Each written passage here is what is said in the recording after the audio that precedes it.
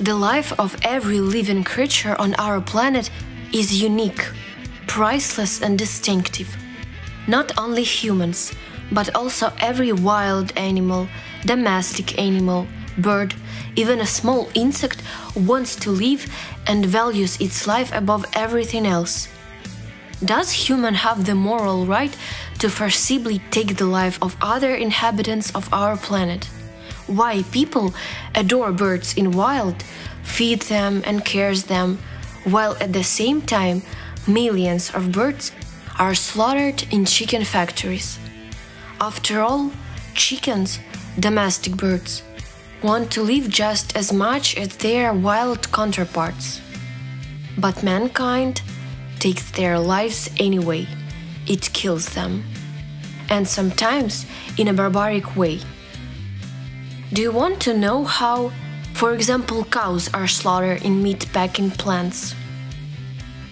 Imagine a little enclosure, shielded with a high fence, that deprives the animal, doomed to death, from jumping over the fence and escaping. Every few minutes, another batch of about 30 cows is driven into the enclosure.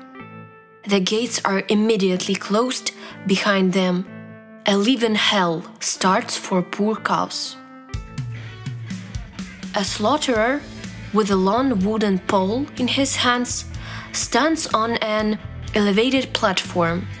There is a sharp metal bar at the end of this pole, to which wires with very high voltage electricity are connected. The pole is so long that it reaches all corners of the small pen. The doomed animals have no chance of escape. The deadly metal needle will find them everywhere. The slaughterer thrusts this sharp needle with all his might into the body of the first victim, and it immediately falls over dead on the floor. As its legs gave away, all the other cows see this.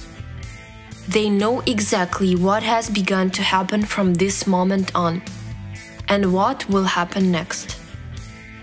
They rush away in panicked terror, but the lone pole gets them wherever they try to hide. The more corpses appear on the floor, the more terror grips the survivors. The more desperately they rush from corner to corner, trying to save their precious lives. Unfortunately, it's useless. Their death is inevitable. It's not even the fact that these animals are being slaughtered that amazes me, but that humans are doing it in such a barbaric way.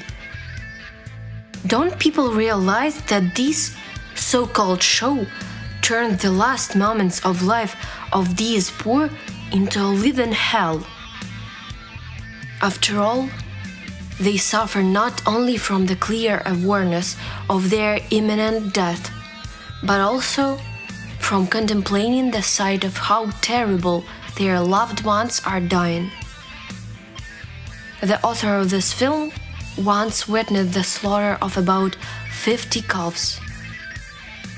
They were very young, they had not yet begun to live, and the mankind had already taken their lives. Human made these little ones go through the same mental hell as their parents before they died. But even after death, the bodies of these miserable animals or birds are sometimes subjected, if I may say so, to humiliation. The author of this film saw firsthand how in one of the chicken factories the floor is often strewn with dozens of birds' carcasses that have fallen. Human negligence renders the deaths of these unfortunates meaningless. They are not served on people's tables as kitchen dishes, but are simply thrown away. It may be even worse. The author of this film was shocked when he saw workers in the same factory throwing fillets of birds at each other for no reason. only fun and laughter. And they laughed out loud. That's why they were killing these uncountable birds. For this mockery of their bodies. And the managers of the factory, instead of punishing such workers for their inhumanity, there are cameras everywhere. The bosses should have seen this. This blatant inhumanity of laughing workers themselves show such moral sadism, literally, to their subordinates, that it is simply shocking. How can such things happen in modern production, in our civilized time? There are so many facts of sadism that the author of these films has never seen anything like this. It was what he saw in this factory that led him to the idea of making a whole series of films called The Bird Death Factory, where he will by all means tell in greater detail about the factory itself and give the names of those to whom the word sadist applies. It is clear that it is impossible to film what is going on in the slaughterhouse, and even more so to show it on the screen, so as not to traumatize the viewer's psyche. But people need to understand that the life of birds has more than just the beautiful sight that you see on the screen. And the more you admire shots of peaceful, calm and carefree life of these nice creatures, wild birds, which are now in front of you, the more you should realize that their other congeners, domestic birds, just as nice and just as wanting to live a peaceful and quiet life, are dying at this time. Moreover, they die in terrible death, moral agony, to which man condemns them. A reasonable and human creature. But is it a human?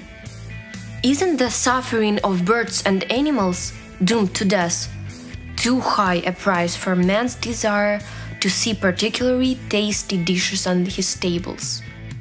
Dishes made from the corpses of those whom man forces to go through what people call the 7 circles of hell before they die.